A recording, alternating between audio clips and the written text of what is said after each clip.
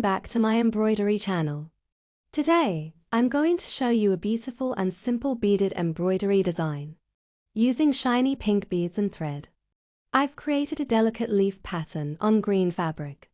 This design is not only elegant but also very easy to make, even for beginners. By following each step carefully, you'll learn how to place the beads evenly and stitch them securely to form a neat and creative border. You can use this technique to decorate dresses, dupattas, or even home decor or items.